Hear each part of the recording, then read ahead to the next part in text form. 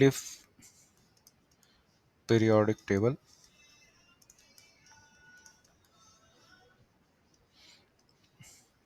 तो ये जो टेबल है ये किस पे बेस्ड है? एटॉमिक मास पे, एटॉमिक वेट पे बेस्ड होती है, ठीक है ना। तो इसमें लिख लेना कि it is based on the atomic weight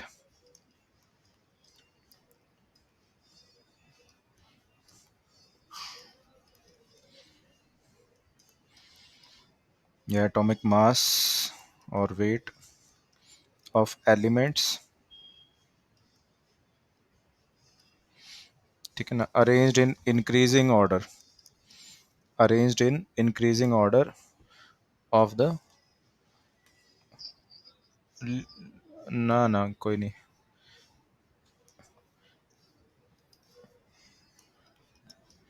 फिर इसके बाद में अपने पास में क्या था कि इसमें जो मॉडर्न पीरियोडिक टेबल है उससे थोड़ा सा फर्क है कि इसके अंदर हमारे पास में जो ग्रुप्स होते थे,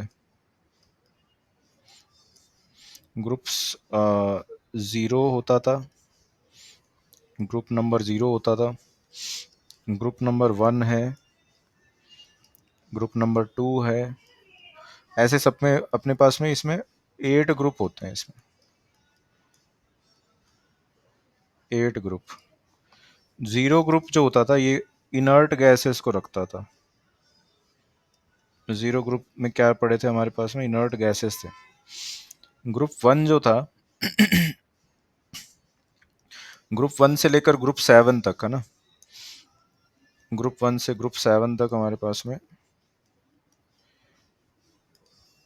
इनका डिवीजन किया हुआ था दो दो पार्ट्स के अंदर। जैसे ग्रुप 1 के अंदर 2 सब ग्रुप होंगे आपके पास में, 2 पार्ट्स होंगे 1 के, जिसको अपने बोलते हैं 1A 1B।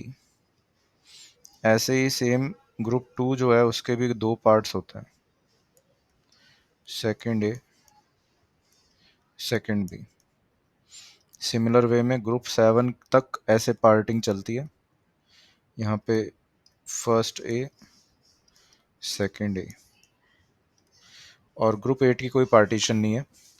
ग्रुप 8 के अंदर 3 ट्रांजिशन एलिमेंट्स होते थे, 3 ट्रांजिशन एलिमेंट्स होते थे, जैसे कि हमारे पास में आयरन कोबाल्ट निकल हो गया, ठीक है ना। इस टाइप से हमारे पास में 3 ट्रांजिशन एलिमेंट्स अपने इसके अंदर रख सकते थे।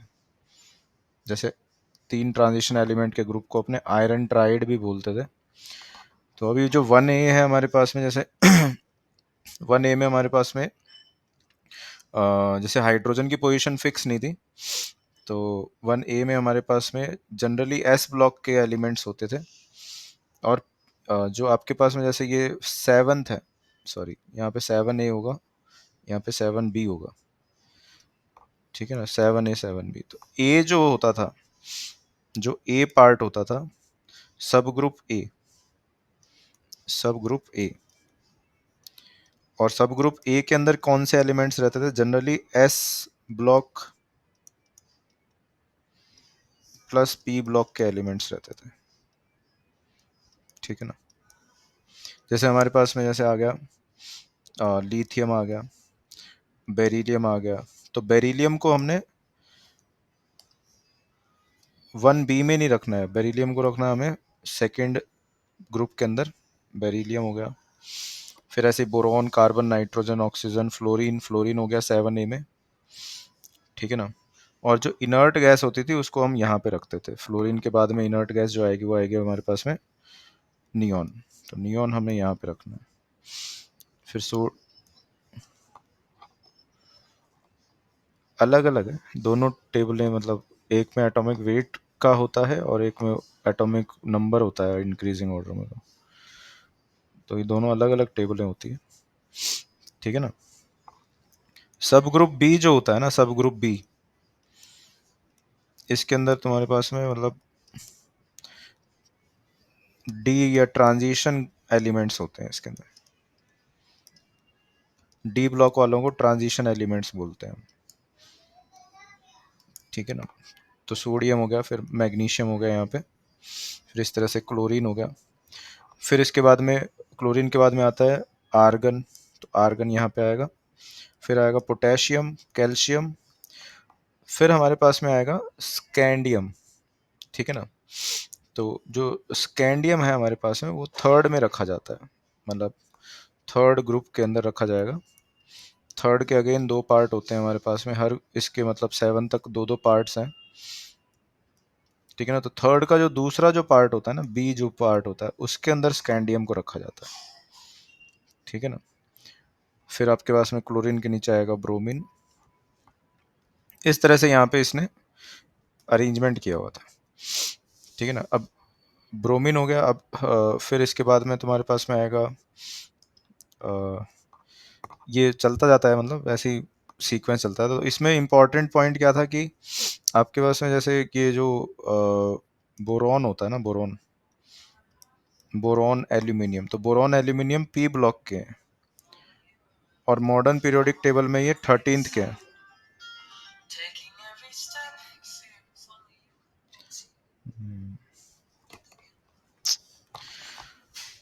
मॉडर्न पीरियोडिक टेबल में 13th ग्रुप में ये अरेंज थे। ठीक है ना। तो अगर बोले कि बोरॉन एल्यूमिनियम गैलियम, ये पढ़ा था ना पिछली क्लास में हमने, इंडियम थैलियम,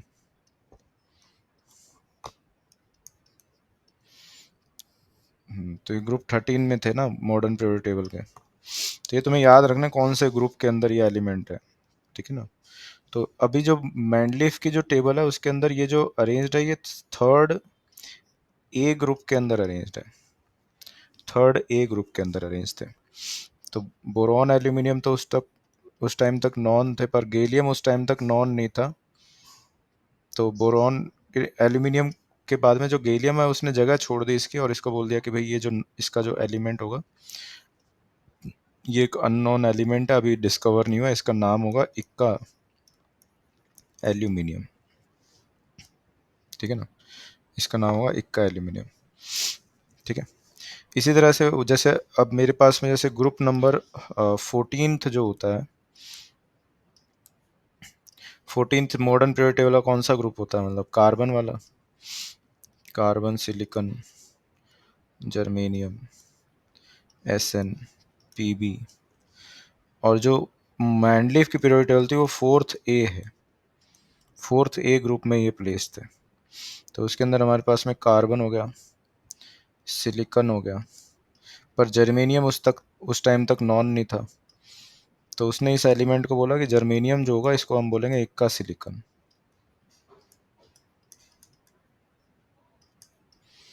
तो ऐसे इसने कुछ नाम दिए। ठीक है ना। जैसे इक्का एल्यूमिनियम नाम दिया किसके लिए, गैलियम के लिए। फिर इक्का बोरोन नाम दिया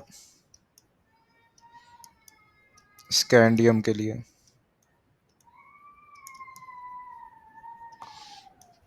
फिर इक्का सिलिकॉन नाम दिया किसके लिए, जर्मेनियम के लिए। ठीक है ना। और इक्का मैंगनीज नाम दिया टेक्नीशियम के लिए। तो इस तरह से इसने, ठीक है ना, कुछ नाम दिए। ठीक है। तो ये जो एलिमेंट थे, जो अननोन एलिमेंट्स थे, इनको पहले से उसने नाम देकर बताना शुरू कर दिया। ठीक है ना। तो इसको याद करना है तो इसको ऐसे याद कर सकते हो, जैसे गंगा से जमुना तक। ठीक है ना। गैलियम, स्कैंडियम, जर्मेनियम और टेक्नीशियम। तो ये सारे एलिमेंट्स गंगा से जमुना तक तुम मतलब याद करने के लिए ट्रिक बना सकते हो कि ये जो अननोन एलिमेंट्स थे उस टाइम पे, इसकी उसने क्या करा कि जगह छोड़ दी अननोन एलिमेंट्स की, और इन अननोन एलिमेंट्स का उसने नाम दे दिया। वो कि नाम तुम्हें याद रखना है इसके अंदर, क्योंकि सवाल बनता है इसमें कि किसका कौन सा नाम है। ठीक है ना। तो गैलियम, स्कैंडियम, इनके नाम ऊपर लिख दिए मैंने, इक्का सिलिकॉन, इक्का मैंगनीज, इक्का एल्यूमिनियम, इक्का बोरॉन। एक तो ये याद रखना है इसके अंदर। ठीक है। ये इसकी एक मतलब वो हो गया, मतलब इम्पॉर्टेंट बात होगी इसकी, ठीक है ना। दूसरी इम्पॉर्टेंट बात क्या थी इसके मैंडली पीरियोडिक टेबल में, कि ये जो था इसने कुछ एटॉमिक वेट्स भी करेक्ट करे थे, ठीक है ना। कुछ एटॉमिक मास जो थे वो करेक्ट करे थे, क्योंकि प्रॉपर्टीज जो थी ग्रुप के अंदर, सिमिलर एलिमेंट्स जो थे उनकी मतलब सिमिलर ग्रुप था। तो इसने क्या किया, जैसे बोरॉन है तो बोरॉन का पहले जो 9 मानते थे हम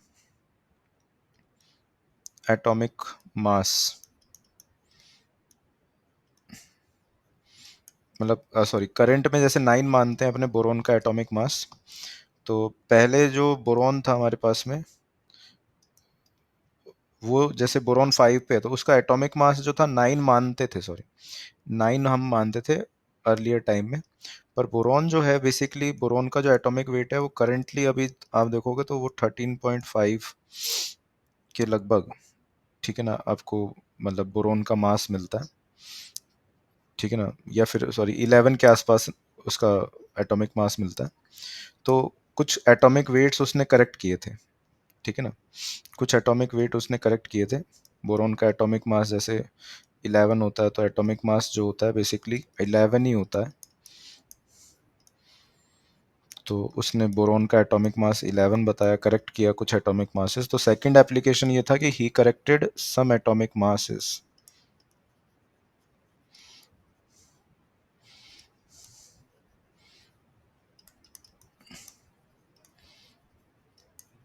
ठीक है ना, कुछ एटॉमिक मासेस उसने करेक्ट किए, ठीक है ना।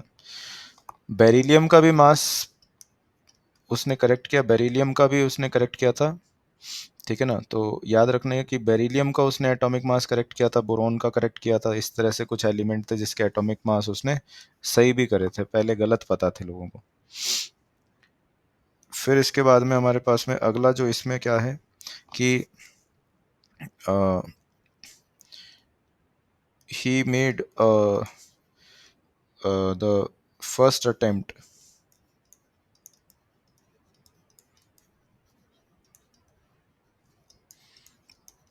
to represent elements in the periodic form।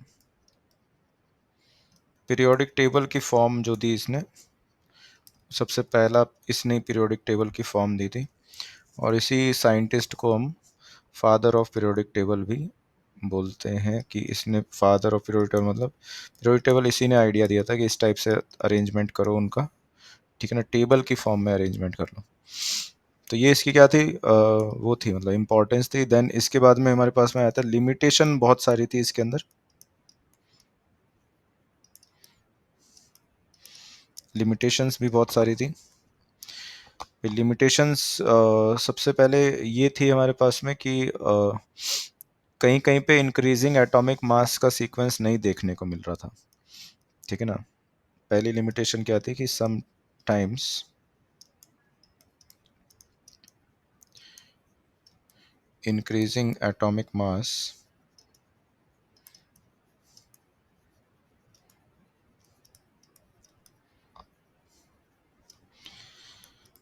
Is not observed. जैसे कुछ ऐसे जहाँ पे सीक्वेंस इंक्रीजिंग ना होके मतलब डिक्रीजिंग सीक्वेंस में मिल रहा था, मतलब लगातार आने वाले जो एलिमेंट्स थे उनमें इसने तो इंक्रीजिंग ऑर्डर में बोला था, पर वहाँ पे कहीं कहीं पे डिक्रीजिंग हो रहा था, ठीक है ना। तो जैसे आर्गन, ठीक है ना, और पोटेशियम, तो उसने आर्गन को पहले रखा, पोटेशियम को बाद में रखा। आर्गन का वेट होता है एटॉमिक वेट 40। आर्गन एक इनर्ट गैस है जिसको जीरो ग्रुप में रखा गया है, जैसा मैंने तुम्हें बताया था जीरो ग्रुप में रखते हैं इनर्ट गैस को। और 39 होता है पोटेशियम का, इसको रखा हुआ है फर्स्ट ए ग्रुप के अंदर, ठीक है ना। तो पहले कौन सा आता था, जीरो आता था, फिर आता था फर्स्ट ए। तो ये सीक्वेंस तो डिक्रीजिंग हो गया इसमें, उसने बोला था इंक्रीजिंग ऑर्डर में रखूंगा। अब डिक्रीजिंग में क्यों रखना पड़ा वो ये जानता है, मतलब इसको मतलब ग्रुप के अंदर अरेंज करना था सिमिलर एलिमेंट को, तो वो फिर वहाँ पे कहीं कहीं पे उसने, ठीक है ना, इंक्रीजिंग ऑर्डर को फॉलो नहीं किया, कहीं कहीं पे अरेंजमेंट करने के लिए सिमिलर प्रॉपर्टीज के अकॉर्डिंग उसने एटॉमिक वेट को सीक्वेंस को ब्रेक कर दिया, मतलब डिक्रीजिंग सीक्वेंस में आ गया, ठीक है ना। फिर अदर एलिमेंट्स भी थे ऐसे, कई सारे और भी थे, जैसे आर्गन पोटेशियम हो गया, वैसे कोबाल्ट निकल में भी ऐसा ही हो रहा था, ठीक है ना। कोबाल्ट और निकल में भी ऐसा ही हो रहा था, ठीक है ना। तो कई जगह अपने पास में ऐसे पेयर्स मिल रहे थे जहां पे हमारे पास में डिक्रीजिंग ऑर्डर आ रहा था। तो ऐसे पेयर्स को क्या नाम दिया जाता था उस टाइम पे? ऐसे पेयर्स को बोला जाता था एनोमलस पेयर।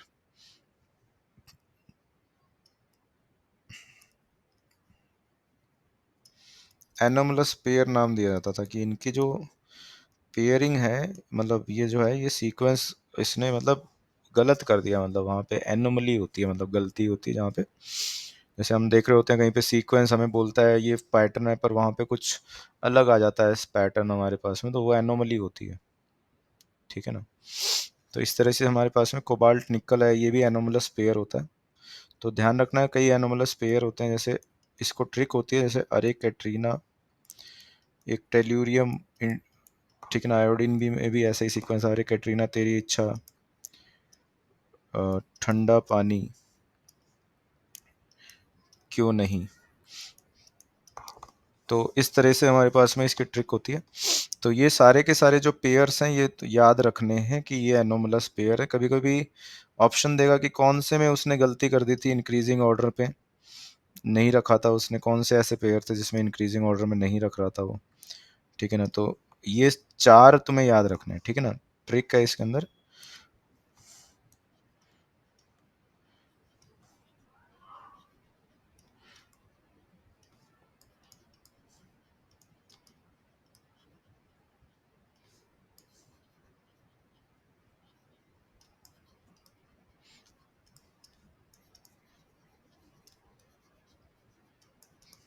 ठीक है ना, तो इन्हें हम बोलते थे एनोमलस पेयर। तो ये गलती थी उसकी पहली, ठीक है।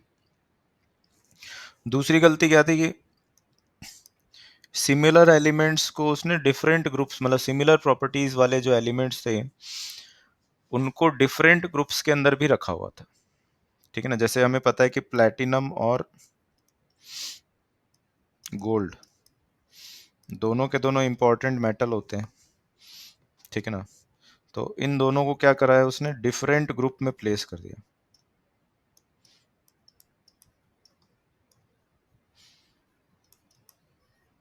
जबकि इनकी प्रॉपर्टी क्या थी, प्लैटिनम और गोल्ड की प्रॉपर्टी कैसी होती है, दोनों इनर्ट मेटल होते हैं, लेस रिएक्टिव होते हैं।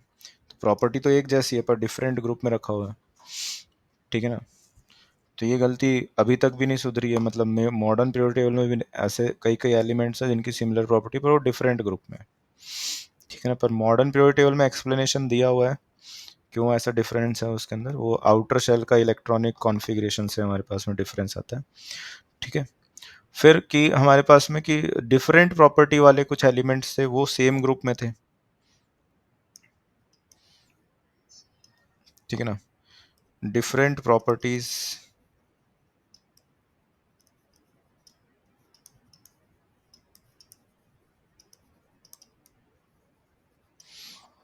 डिफरेंट प्रॉपर्टीज, ठीक है ना, एलिमेंट्स ऑक्यूपाई सेम ग्रुप।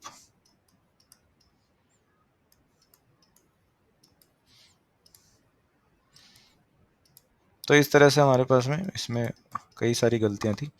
जैसे कि क्या था कि जो हमारे पास में एक ग्रुप होता है जिसको हम बोलते हैं कॉपर वाला ग्रुप, जो मॉडर्न पीरियोडिक टेबल में अपने पढ़ते हैं, जिसको अपनों कुछ आग और रगड़ो इस टाइप से हमारे पास में एक ट्रिक थी, जो कि मॉडर्न पीरियोडिक टेबल का जो ग्रुप नंबर 11 है, ठीक है ना, वो ये है, ग्रुप नंबर 11 ये है, ठीक है ना। और इस ग्रुप को पूरे को उसने किसके साथ में रखा हुआ है, ग्रुप नंबर 1 के साथ में रखा हुआ है। ग्रुप नंबर 1 में हमारे मॉडर्न पीरियोडिक टेबल में एलिमेंट्स है lithium, sodium, potassium,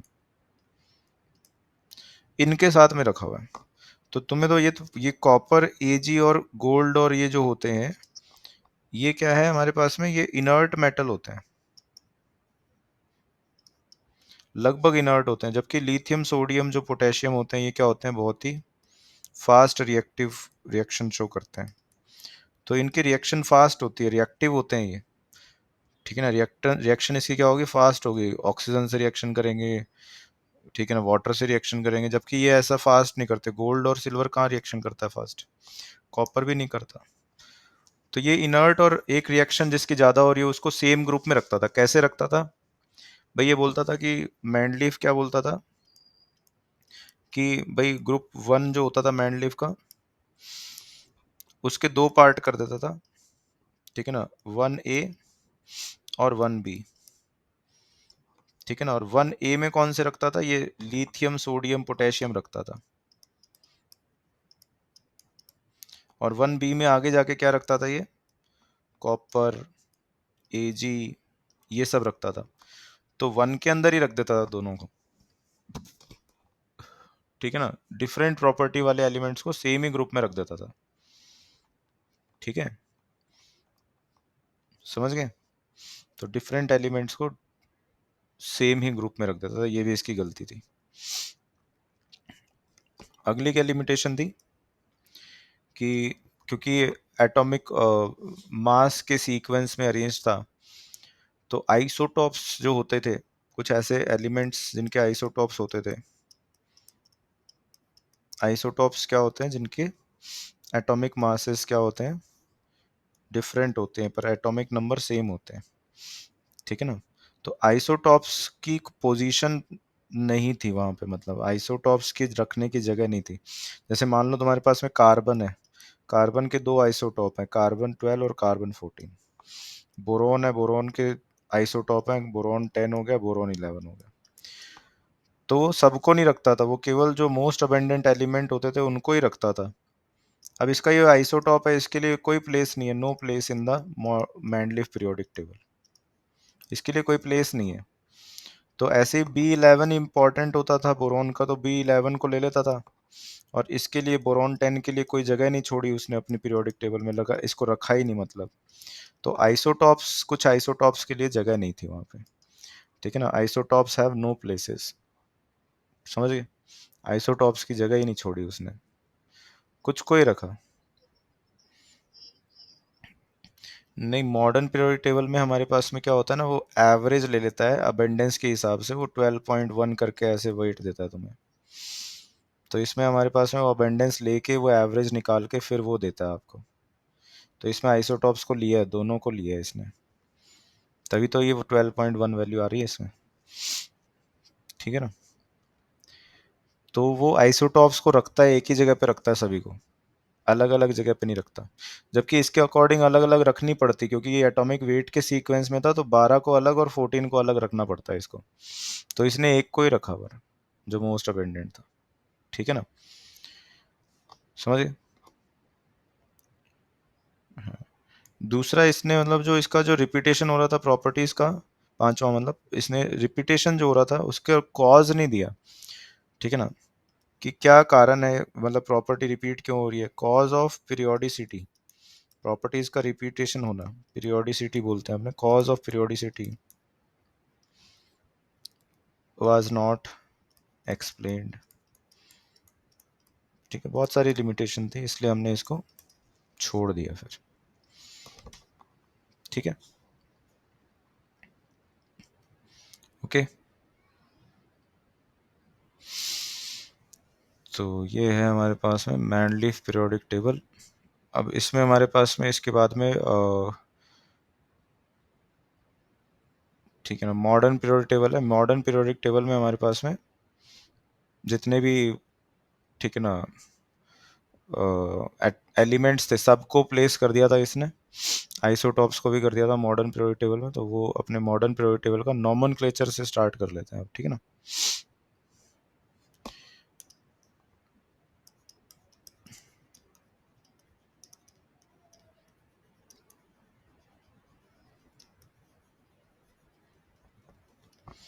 IUPAC nomenclature of elements, ठीक है ना, उनके अकॉर्डिंग टू उनके एटॉमिक नंबर्स के हिसाब से हमने यहाँ पे एक सिस्टम स्टार्ट किया आफ्टर एटॉमिक नंबर 100, ठीक है ना।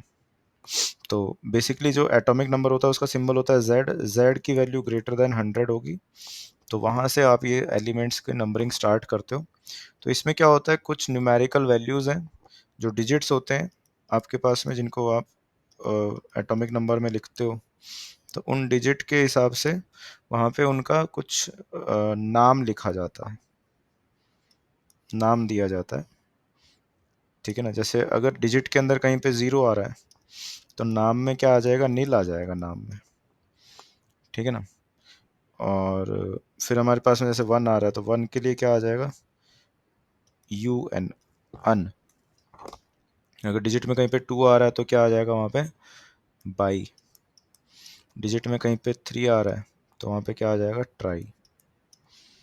फोर आएगा तो आ जाएगा, टेट्रा नहीं बोलना है, क्वाड बोलना है।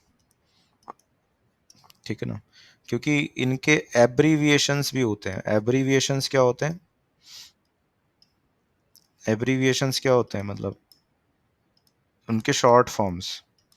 तो एब्रीविएशंस भी अलग अलग होने चाहिए, इसलिए मैं क्वाड बोल रहा हूँ, टेट्रा नहीं बोल रहा। क्योंकि देखो, एन का एब्रीविएशन एन होता है, यू का एब्रीविएशन यू, बी का एब्रीविएशन वी, ट्राई का क्या हो जाएगा, टी हो जाएगा। अब मैं टेट्रा लिखूंगा तो उसका भी टी हो जाता, तो इसलिए मैंने यहाँ पे क्वाड लिख दिया इसको।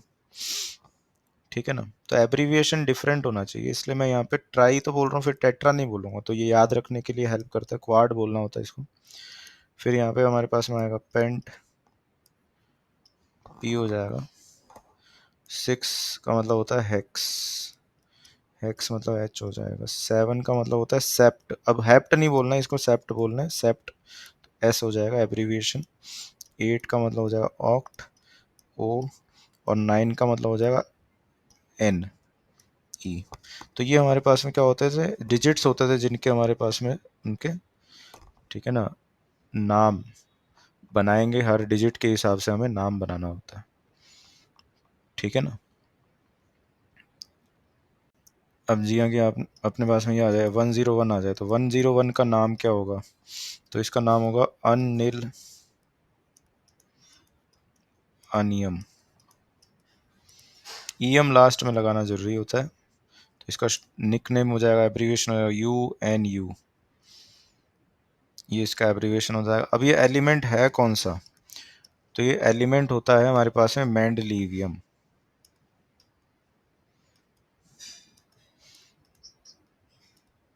मेंडलीवियम, मेंडलीव के नाम पर रखे गए हो नाम। ठीक है ना, सर्च कौन करे, मतलब श्रद्धांजलि रूप में आप जी 101 नाम दिया, तो पहलो जी को आईयूपीएससी नेम हो मेंडलीव ने दियो आप।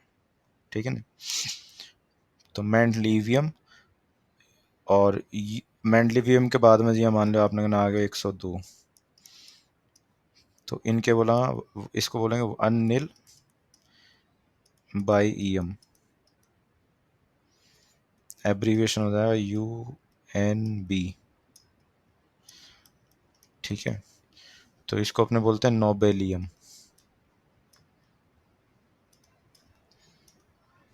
ठीक है ना, मेंडलीव को नोबेल पुरस्कार नहीं मिला था। ठीक है ना, ये ध्यान रखना है। तो 102 हो गया नोबेलियम, 103 हो गया हमारे पास में अनिल ट्राईइयम,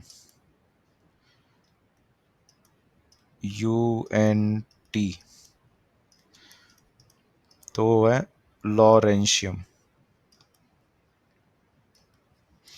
तो ये तीनों तुम्हें इंपॉर्टेंटली याद रखने हैं, क्योंकि ये तीनों ही क्या है, एफ ब्लॉक के हैं, ज्यादातर पूछे जाते हैं ये तीनों।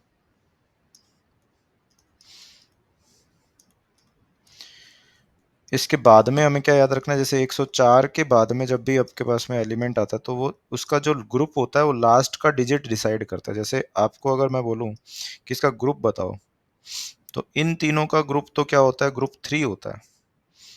इन तीनों का ग्रुप कैसे थ्री है, क्योंकि थ्री ग्रुप के अंदर एफ ब्लॉक के सारे एलिमेंट को रखा गया था मॉडर्न पीरियड टेबल में।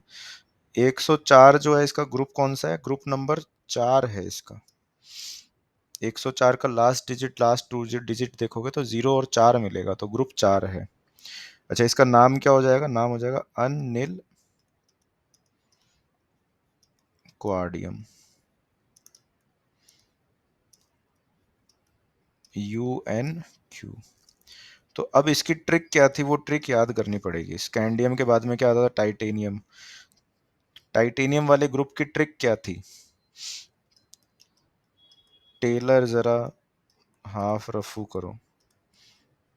ये इसकी ग्रुप 4 की ट्रिक बताई थी मैंने, वर्टिकली, ठीक है ना, 4 एलिमेंट। तो चौथा जो है, हाँ तो वह लिख लो भाई, मतलब याद करो बाने, और क्या। रदरफोर्डियम है इसका नाम, ठीक है ना। वो ट्रिक बहुत इंपॉर्टेंट है, याद करी नहीं तो फिर गए काम से, क्वेश्चन नहीं लेगा फिर वो। 105 है तो 105 के अंदर हमारे पास में है अनिल पेंटियम। तो ट्रिक याद करना तो बहुत आसान होता है, ठीक है ना। वो ट्रिक बनाए ही इसलिए याद करने के लिए उसको, अनिल पेंटियम। तो टाइटेनियम के बाद में कौन सा आता है, वेनेडियम। तो वेनेडियम की ट्रिक बताई थी, वंदना ने नवाब को थप्पड़ मारा डबलिन में। तो लास्ट एलिमेंट डीबी जो होगा ना, उसका एटॉमिक नंबर 105 है। तो डीबी को हम क्या बोलते हैं, डीबी को हम क्या बोलते हैं, डबनियम।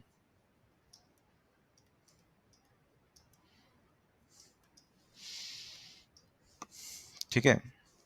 अब 106, 107, 108 अप टू 118, ऐसे ही ट्रिक याद कर करके, और लास्ट एलिमेंट का नाम तुम्हें लिखना है, ठीक है ना। ये होमवर्क है तुम्हारा।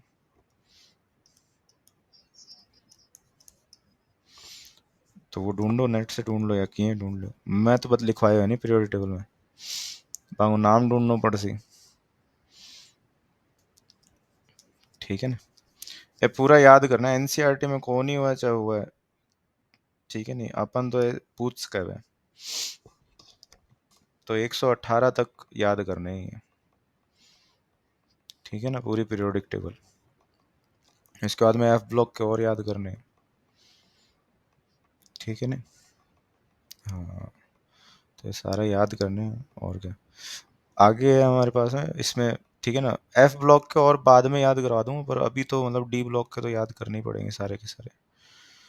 और इसमें बहुत सारी चीज़ें याद करने की ही होती है, मतलब इलेक्ट्रॉनिक कॉन्फ़िगरेशन भी होंगे, वो भी हमें याद करने पड़ेंगे।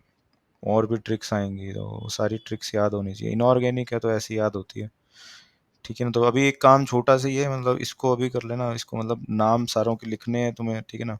106 जैसे इसका नाम लिखना है पहले तो, ठीक है ना, जगह बना के। 118 तक इनके पहले आईयूपीएसी नेम लिखने हैं, फिर इनकी एब्रीविएशन लिखनी है, फिर कौन से ग्रुप के हैं वो साइड में लिखते जाना, जैसे ग्रुप 5 हो गया, कौन सा ग्रुप हो गया, ग्रुप 6 हो गया, ग्रुप 7 हो गया, इनकी क्या ट्रिक है वो ट्रिक लिखते जाना है यहाँ पे। एलिमेंट लिखना, लास्ट एलिमेंट लिखना, उसका निकनेम होगा तो वो सर्च करना, ठीक है ना, क्या मिल रहा है उसका नाम, वो नाम लिख लेना आगे, ठीक है ना।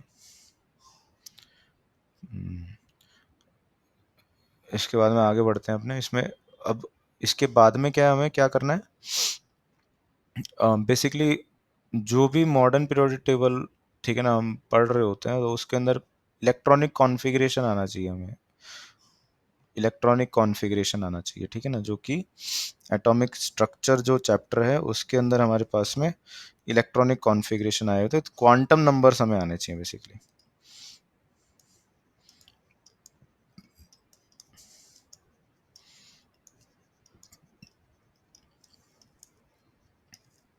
तो क्वांटम नंबर्स कितने टाइप के होते हैं, क्वांटम नंबर्स कितने टाइप के होते हैं, 4 टाइप के होते हैं quantum number. Principal quantum number होता है एक,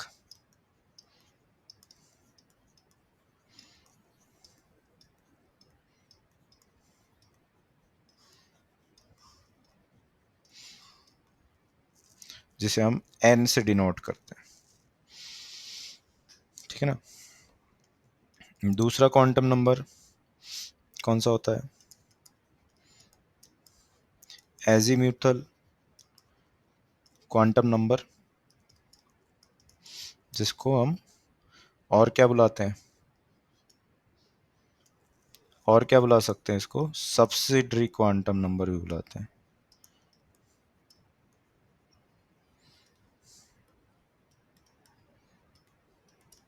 तो इसका सिंबल क्या होता है, एल। तीसरा क्वांटम नंबर क्या होता है? मैग्नेटिक। इसका सिंबल क्या होता है? Mu M. 4 क्वांटम नंबर होते हैं, चौथा जो होता है वो स्पिन क्वांटम नंबर होता है। इसका सिंबल क्या होता है? Mu S. तो ये तीनों जो क्वांटम नंबर होते हैं हमारे पास में, स्टार्टिंग के जो 3 होते हैं, ये तीनों आपस में कनेक्टेड होते हैं, इंटरलिंक्ड होते हैं ये,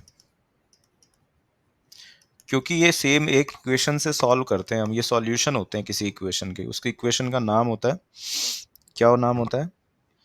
NLM जो होते हैं, ये किसी इक्वेशन के सॉल्यूशन होते हैं। बताओ किस इक्वेशन के सॉल्यूशन होते हैं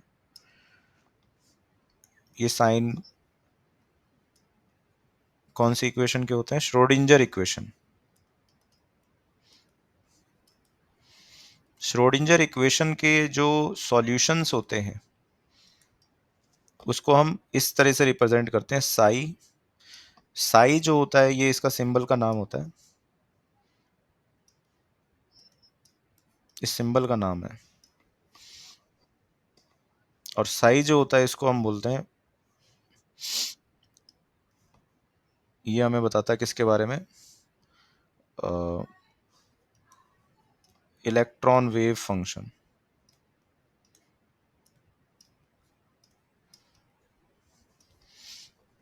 एटॉमिक स्ट्रक्चर में इलेक्ट्रॉन वेव फंक्शंस जब सॉल्व करते हो तो उसके हिसाब से हमारे पास में यहाँ पे इलेक्ट्रॉन वेव फंक्शंस जो होते हैं उनको हम साई से रिप्रेजेंट करते हैं, ये ध्यान रखना। वेव, वेव क्या होती है हमारे पास में? जिसे हम वेव डिस्कस कर रहे होते हैं, तो एटम के चारों तरफ जो इलेक्ट्रॉन है वो वेव की तरह मूव करते हैं। इलेक्ट्रॉन को वेव, पार्टिकल और वेव नेचर दोनों डिसाइड किया था। तो वेव जो होती है वो इस टाइप से हमारे पास में, जो ये जो वेव का जो मैथमेटिकल जो फंक्शन होगा वो साई होता है, ठीक है ना? तो इस वेव फंक्शन से हम पता लगाते हैं कि कहाँ पे इलेक्ट्रॉन डेंसिटी ज़्यादा है, कहाँ पे इलेक्ट्रॉन डेंसिटी कम है, ठीक है ना? और इलेक्ट्रॉन डेंसिटी जो होती है कहाँ पे ज़्यादा होती है? जहाँ पे ऑर्बिटल होता है वहाँ पे ज़्यादा होती है इलेक्ट्रॉन डेंसिटी। मतलब एटम में इलेक्ट्रॉन वेव फंक्शन को से हम क्या पता लगाते हैं? इससे हम क्या पता लगाते हैं? साई से हम ये पता लगाते हैं कि इलेक्ट्रॉन डेंसिटी कहाँ पे ज़्यादा है। और इलेक्ट्रॉन डेंसिटी से हमें क्या पता चलता है? ऑर्बिटल की लोकेशन पता चलती है। ऑर्बिटल, एक ऑर्बिटल जो होता है वो 2 इलेक्ट्रॉन रखता है, ठीक है ना? ऑर्बिटल क्या होता है? The location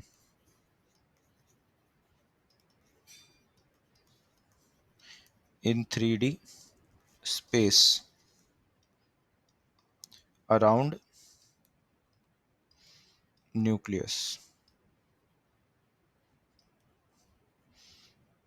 where electron finding probability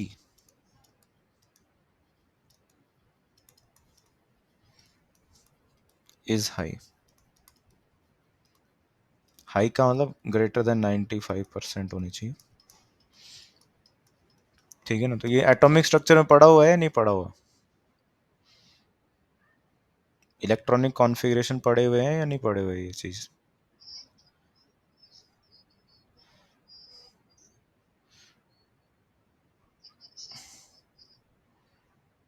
हम्म, तो ए तन पढ़ना पड़ेगा, वो भी होमवर्क किया तो पढ़ गए, फिर नेक्स्ट क्लास में तन बता दूँ क्या चीज़ है। ऑर्बिटल और एज का क्वांटम नंबर है नहीं, इतना पढ़ना पड़ेगा, ठीक है नहीं? तो अगली क्लास में मैं तेरे स्टार्टिंग में कुछ क्वेश्चन में, या तो तुम प्रैक्टिस कर ली करे, फिर प्रैक्टिस करके क्वेश्चन में पूछ लूँगा, अगर नहीं आया हो तो आप पढ़ लेंगे, ठीक है ना? क्योंकि ये समझना बहुत ज़रूरी है, क्योंकि एटॉमिक स्ट्रक्चर का पार्ट है, इंटरलिंक्ड हुआ है। स्पिन क्वांटम नंबर इंडिपेंडेंट हुआ है, मतलब अलग हुआ है, श्रोडिंजर इक्वेशन को नहीं हुआ है। NLM जो हुआ है जी हाँ, म्यू एम है, एल है या एन है, ए इंटरलिंक्ड हुआ। जी हाँ, एन की वैल्यू हमेशा एल की वैल्यू से एन की वैल्यू हमेशा एल की वैल्यू से ज़्यादा रहनी चाहिए। जैसे एन क्या रिप्रेजेंट करता है, जैसे एटम के चारों तरफ क्या होते हैं, शेल होते हैं, तो जैसे बीच में न्यूक्लियस होता है, तो यहाँ पे ये जो शेल है ये एन से रिप्रेजेंट होता है। एन की वैल्यू क्या क्या होती है, 1 हो सकती है। तो एल की वैल्यू अभी 0 हो सकती है केवल, यहाँ पे एल की वैल्यू 1 नहीं हो सकती, बराबर नहीं हो सकती है। एल क्या रिप्रेजेंट करता है, एल रिप्रेजेंट करता है सब शेल, सब शेल को रिप्रेजेंट करता है। कितने सब शेल आ सकते हैं उसके अंदर, उसके उसकी ये कंडीशन होती है एन ग्रेटर देन एल। जैसे सवाल बन जाए हमारे पास में कि भाई सेकंड जो आपके पास में जो शेल होता है एन इक्वल टू 2 जो होता है, इसके अंदर कितने सब शेल होंगे, तो उतने ही होंगे जितने एन की वैल्यू होती है। जैसे 2 है तो 2 ही सब शेल होंगे, ठीक है ना। एन कितने हैं, 2 वैल्यू रख रहा है तो एन सब शेल भी 2 ही होंगे। अब उनके लिए एल की वैल्यू क्या क्या पॉसिबल है, 0 और 1, ठीक है ना। एल की क्या क्या पॉसिबल वैल्यू, एन की 2 वैल्यू होगी अगर, तो एल की क्या क्या वैल्यू पॉसिबल है, तो 0 और 1 पॉसिबल है। यानी कि कितने डिफरेंट वैल्यू होगी, 2 डिफरेंट वैल्यू होगी, होगी ना 2 डिफरेंट वैल्यू। तो यहाँ पे सब शेल 2 हैं अपने पास में एन इक्वल टू 2 में। फिर आपसे बोले कि यहाँ पे मतलब एन इक्वल टू 3 है, एन इक्वल टू 3 में कितने हो जाएंगे, तो 3 सब शेल हो जाएंगे। उनकी वैल्यू क्या क्या होगी, उन सब शेल को डिनोट कैसे करेंगे, उनकी शेप क्या क्या होगी या वैल्यू क्या क्या होगी, एल की वैल्यू 0 होगी, 1 होगी, 2 होगी, ठीक है ना। शेल के अंदर ही सब शेल होते हैं, ठीक है। और सब शेल के अंदर क्या प्रेजेंट होते हैं, ऑर्बिटल। सब शेल के अंदर क्या प्रेजेंट होते हैं, सब शेल में प्रेजेंट होते हैं ऑर्बिटल। तो म्यू एम जो होता है वो ऑर्बिटल को रिप्रेजेंट करता है, उसकी ओरिएंटेशन को बताता है। तो म्यू एम की जो वैल्यू होती है वो कैसे डिसाइड होती है, तो वो एल से डिसाइड होती है, माइनस एल से लेकर प्लस एल के बीच में रहती है। जैसे मान लो कि ये अपने पास में n इक्वल टू 1 और l इक्वल टू 0, इससे हमें क्या आइडेंटिफाई हुआ, इससे एक सबशेल आइडेंटिफाई हुआ। n की वैल्यू 1 है, l की वैल्यू 0 है। l की वैल्यू अगर 0 है तो 0 पुट कर देते हैं अपने यहाँ पे, तो m की वैल्यू या म्यू m की वैल्यू क्या आएगी, तो 0 से 0 के बीच में, यानी कि हम बोल सकते हैं म्यू m की वैल्यू क्या है, 0 है। तो अगर मेरे पास में ये वाला है, l की वैल्यू 0 है, ठीक है ना, चाहे वो कहीं पे भी हो, 2 में हो l की वैल्यू 0, तो 2,0, तो आपके पास में पॉसिबल क्वांटम नंबर यहाँ पे जो म्यू एम का जो वैल्यू होगा इसके साथ में वो होगा 0। जैसे आपको बोले n की वैल्यू 2 है, l की वैल्यू 1, l की वैल्यू 0 है, बताओ म्यू एम की वैल्यू क्या होगी, तो म्यू एम की वैल्यू क्या होगी, म्यू एम की वैल्यू 0 हो जाएगी, और कोई पॉसिबिलिटी नहीं है। तो म्यू एम और एल जो है वो रिलेटेड है एक दूसरे। हाँ, अगर मान लो तुम्हें ऐसे बोले कि एक ऑप्शन तुम्हें ऐसा दे दे कि n की वैल्यू 2 आ जाए, l की वैल्यू मान लो 1 भी पॉसिबल है 2 के अंदर, तो अब म्यू एम की वैल्यू क्या क्या हो सकती है, तो अब म्यू एम की वैल्यू क्या क्या हो सकती है, -1 हो सकती है, 0 हो सकती है और 1 हो सकती है। तो n और l से क्या पता चलता है, सबशेल पता चलता है। इससे क्या पता चलता है, सबशेल। इस सबशेल में ऑर्बिटल कितने हैं, जैसे मान लो ये सबशेल है, सबशेल में ऑर्बिटल कितने हैं, तो 3 डिफरेंट वैल्यू ले रहा है ना m, तो जितनी डिफरेंट वैल्यू लेगा उतने ही ऑर्बिटल है। तो इस सबशेल को देखोगे तो ये सबशेल ऐसे बनाएंगे अपने,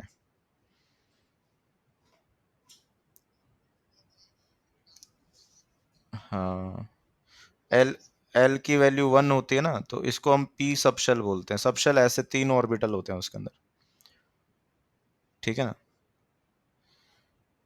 अब मान लो हमारे पास में क्या आ जाए कि n की वैल्यू जैसे 3 आ गई, तो l की वैल्यू क्या आएगी, 0। बोले भाई म्यू m की वैल्यू क्या होगी, तो 0 ही पॉसिबल है।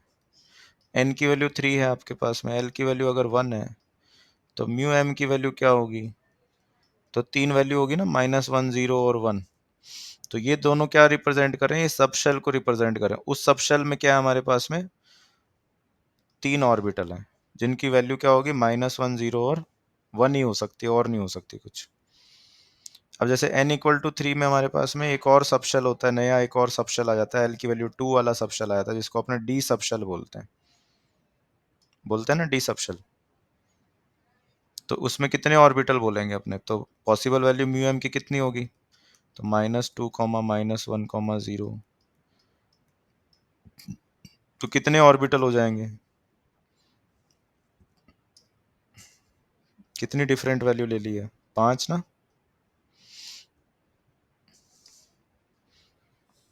ठीक है ना, तो ये डिफरेंट डिफरेंट हमारे पास में क्या है, डिफरेंट डिफरेंट हमारे पास में ये सब शेल है। जैसे शेल जो होता है ना, जैसे n की वैल्यू 3 है तो शेल है, ये शेल किससे बना हुआ है, सब शेल से। सब शेल किससे बना हुआ है, ऑर्बिटल से। और ऑर्बिटल क्या है, तो एक ऐसी लोकेशन है जहां पे इलेक्ट्रॉन मिलने की प्रोबेबिलिटी ज्यादा होती है। ठीक है ना। और ऑर्बिटल में कितने इलेक्ट्रॉन मैक्सिमम रहते हैं,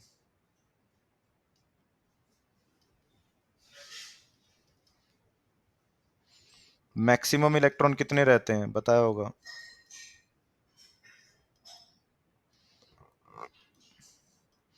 ओनली 2।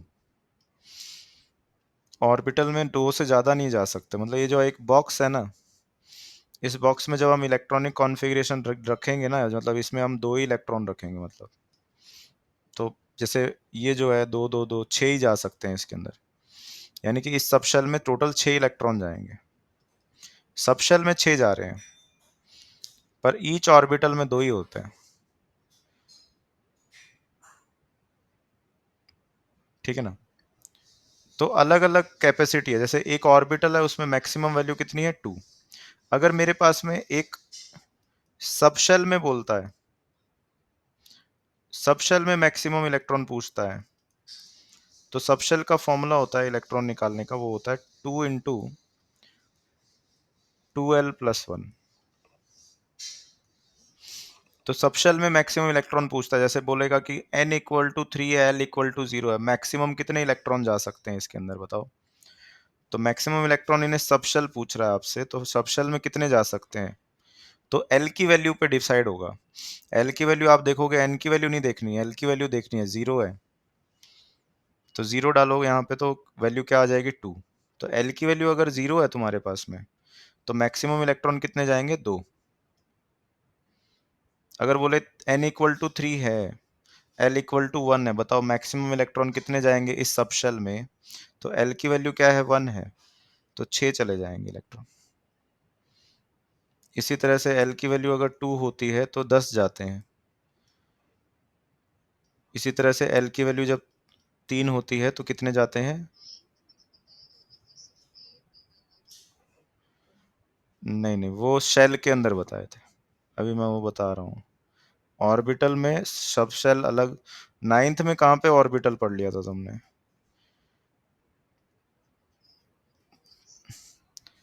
शेल पढ़ा था, शेल, शेल। तो शेल में क्या होते हैं, सब शेल होते हैं। तो शेल में तुमने एक फॉर्मूला पढ़ा था 2n², तो वो शेल होता है जिसमें n देखा जाता है, जिसमें फॉर्मूला होता है 2n²। तो उसमें 8 एक शेल के अंदर, सेकंड के अंदर आ जाते थे। जैसे n की वैल्यू फर्स्ट शेल है तो फर्स्ट शेल में मैक्सिमम इलेक्ट्रॉन कितने जाएंगे, तो 2। सेकंड शेल में कितने जाएंगे, तो हो जाएंगे 8। थर्ड शेल में कितने जाएंगे, थर्ड शेल में जाएंगे 18। फोर्थ शेल में कितने जाएंगे, 32।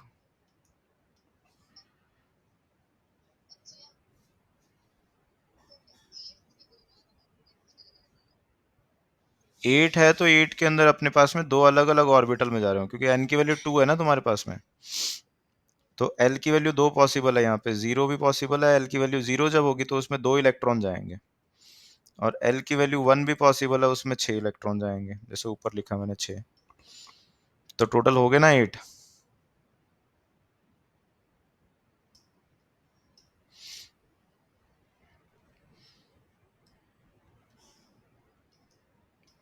जैसे एन की वैल्यू 3 है, तो एन की वैल्यू अगर 3 है तो एल की वैल्यू 3 है, 0 0 में 2 इलेक्ट्रॉन जाएंगे। एल की वैल्यू 1 हो सकती है तो 6 जाएंगे। एल की वैल्यू 2 होगी, पॉसिबल 2 भी हो सकती है, तो 2 होगी तो 10 जाएंगे। तो n इक्वल टू 3 में आपके पास में टोटल कितने हो गए यहाँ पे? 2 और 6 8, 18 हो गए ना। ठीक है ना, समझिए। तो ये तीनों फॉर्मूले ध्यान रखने हैं इसमें। तो शेल में मैक्सिमम 2n² होता है, ठीक है ना। बस ये पढ़ना है बार बार, और क्या इसको मतलब, ठीक है ना। तो ये रिलेटेड होते हैं। और ये जो होता है ना तुम्हारे पास में स्पिन क्वांटम नंबर जो होता है, स्पिन क्वांटम नंबर की दो वैल्यू होती है स्पिन के बेसिस पे। जब इलेक्ट्रॉन दो, जब एक ऑर्बिटल में दो इलेक्ट्रॉन जाते हैं ना, तो उसमें एक इलेक्ट्रॉन प्लस हाफ होता है, दूसरा माइनस हाफ होता है। तो ये हम असाइन कर देते हैं लास्ट में, ठीक है, समझिए। तो अभी ये पढ़ना है, फिर उसके बाद में मैं इलेक्ट्रॉनिक कॉन्फ़िगरेशन समझाऊंगा, ठीक है ना। ये पुराना रिवाइज करना है पहले, ठीक है। मैं इसकी पीडीएफ डाल दूंगा, भेज देता हूँ, ठीक है।